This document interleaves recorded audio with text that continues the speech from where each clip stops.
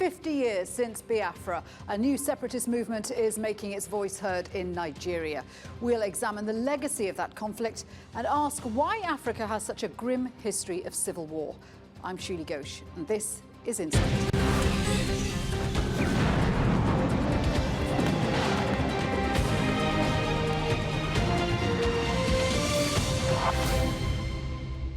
Hello and welcome to the programme.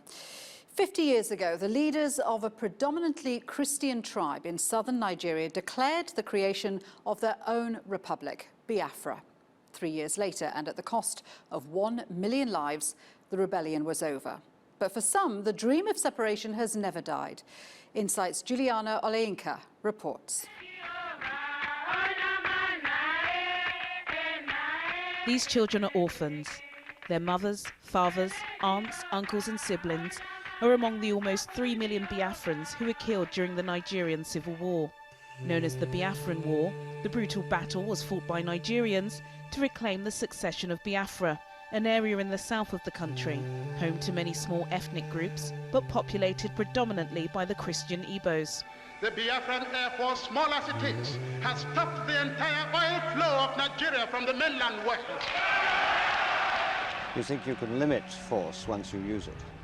I've told, in fact, my troops that they are not fighting a total war against an outside enemy.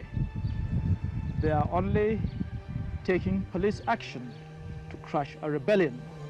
The war was a culmination of political, economic, cultural and religious tensions, which preceded Britain's formal decolonisation of Nigeria in the early 1960s. In the north, of what became the northern Nigeria, there were people who were devout Muslims. They had their own way of life. They had their languages, they had their cultures.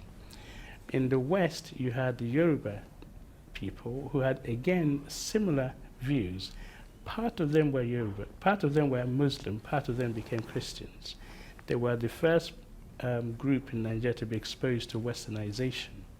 Whereas in the eastern part, which we call Biafra, were also exposed to what we call this mission exposure by the British. And they also became, if you like, because they had Judeo-Christian values, it was easier for them to take on the Christianity and run with it. So you had 3 different major ethnic groupings that constituted what we call the Niger area, which became Nigeria. The Igbo people, one of the largest ethnic groups in sub-Saharan Africa, developed a strong ethnic identity during Britain's colonial rule. Many of them became enthusiastic in their embrace of Christianity and Western education. The skills the tribe acquired to develop Nigeria led to a series of ethnic clashes. They felt they'd been rejected because they had to set up and build Nigeria.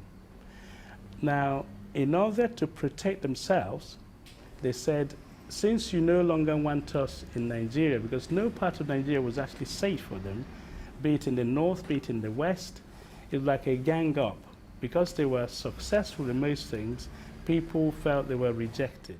After 2.5 years of war, Biafran forces surrendered to the Nigerian federal military government and Biafra was reintegrated into Nigeria.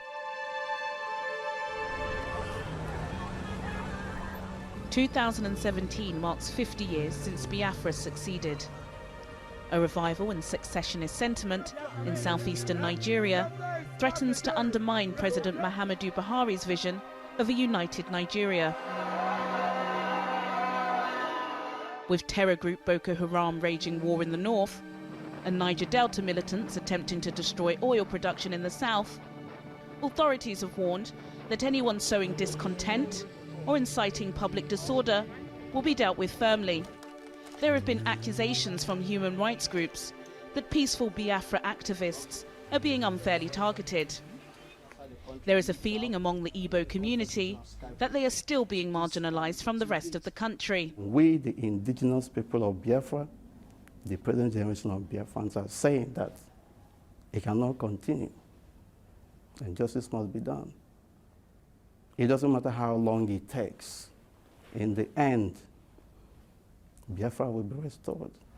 In many ways, the government has been applauded for its attempts to reconcile its various tribes under immense opposition.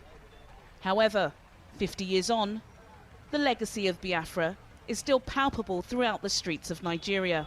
Juliana Olayinka, reporting for Insight. Well, let's discuss this further. I'm joined in the studio by Ludovica Iacchino, who's an international news reporter at International Business Times UK, covering Africa and the Middle East. And also with us is Philip Iyedawo, who is the UK chairman for the ruling political party in Nigeria, the All Progressive Congress. Good to have both of you here. So this was clearly a very dark time in Nigeria's history. Philip, as a Nigerian, what does it mean to you? Well, I mean, I think that let's look at where we are at as a country. I think we've moved a long way since the Biafra War 50 years ago. I think that also we have to understand that, yes, a number of persons still, feel aggrieved and pained by the outcome of the Biafra War. It is the fact that for any war, for the scars to heal, it takes a lifetime. It takes a very long time for the scars of any kind of war to heal. The First and Second World War are still being discussed. So I think that 50 years, yes, a long time, but in the history of the healing processes that are involved in post-war, it's still a short time. And I think that Nigeria has done tremendously well. It may be a short time relatively, but are the underlying causes of the Biafran War being addressed? That is a very key and critical question. If I may answer that, I would say no. I would say no because the intensity and scope of the issues that led to the Biafran War, they are still there. And I think that Nigeria needs a bold and strong nationalistic leadership to deal with those challenges. Do you agree with that, Ludovica? Because clearly there are still issues there. We've seen Igbo secessionist movements beginning to grow again in Nigeria. Yes, I definitely agree with Philip. There are underlying causes that have not been addressed yet. And when I happen to talk with activists or members of these secessionist groups, what they claim is that, you know, they still feel disenfranchised. They don't feel part of Nigeria. They feel ignored by the federal government. And what they say is that they don't have access to education. They don't have proper infrastructure. They don't have jobs. In fact, President Buhari himself has been accused of following policies that marginalise Igbo. Yes, and this is what people, you know, who call for a breakaway of the so-called Biafran territories are claiming as well. So I think, as Philip said, the government needs to address the underlying causes, the grievances, or needs to engage in a sort of dialogue, because what it seems to be happening at the moment is that, yes, the government is aware of the protest, of this ongoing sentiment, but it hasn't done much. And one of the many grievances is that no one has been held to account for that deliberate policy 50 years ago of denying food and medicine getting into southern Nigeria. So we saw those terrible, terrible pictures of starvation. So many people feel that justice hasn't been done. Well, first, let me say this. I am from the south part of Nigeria, so I'm not Igbo, but we are quite close. We are close enough to them, you know, in terms of proximity. I would like to answer this question two ways. First, it's infrastructural development. Now, this government led by President Buhari has made tremendous impact already within 2 years in terms of infrastructural development compared to all the other governments we've had in the past in the Southeast. No doubt about that. Talk about rail transport, talk about road construction, talk about the second Niger bridge that has been there for years. All of these have been actively, you know, constructed. So infrastructure-wise, yes, a lot is going on under this government. Now, in terms of interfacing with the people, sitting down to discuss and look at the key problems. Why was there a war in the first instance? This is where I think that the leadership, both of the Igbo and on the Nigerian side, continue to fail. There is a need to sit down and interrogate why was there a war in the first instance. But doesn't it come down to the fact that the peoples and the tribes in the south feel culturally disconnected from the north? Their heritage is different, their origins are different. That's one of the key issues, isn't it? I think so, but I think that the moment when key grievances are addressed, people might feel also more willing to feel Nigerians as part of a whole country. I think so. So, I mean, I think a dialogue is needed. So, but what do we need to see? I mean, Philip is saying that, you know, that there have been improvements, there have been great strides, but it takes strong and bold government changes to make a difference. What do we need to see in Nigeria?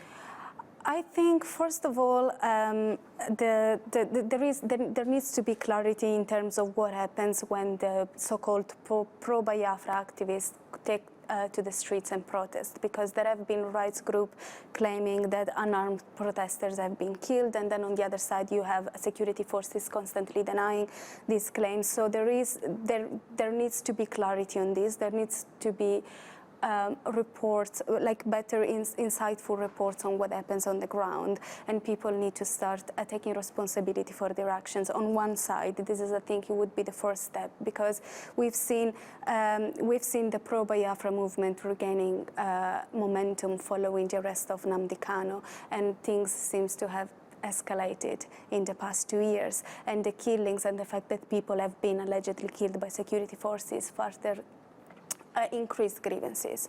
So I think that would be the first step. So, Philip, what do you think are the prospects for Nigeria, the issue of Biafra? You know, what can southern indigenous people hope for in Nigeria?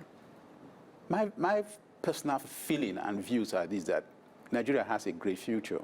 A. B, I don't see Nigeria of 2017, you know, with the possibility of breakup. All right, but I also think that there is the need to sit down and look at the issues. One. Two, there is the need, you asked the question about people being held to account. Being held to account does not necessarily mean being punished. There is a need to simply say, I am sorry, you know, from both sides. I don't think that the fault, at least from what I have read, I mean, of all that happened, and I was a child when the Biafra War took place. I think that from both sides there were errors and there were mistakes and there were steps taken by both sides that hurt the feelings and the relationship between ethnic groups, you know, in Nigeria. Nigeria is not made up of just 3 tribes. It's made up of a huge number, over 250 or 280 Absolutely. tribes. So it's a huge challenge for any government. But it is a willingness to say, look, we need to sit down and build a nation out of these multi-ethnic nationality groups. And we're going to talk more about tribal divisions after this short break. But both of you, for the moment, thank you very much indeed for that. Thank you very much, Sylvia. You're watching Insight. Coming up, a look back at the legacy of Africa's civil wars. Stay with us.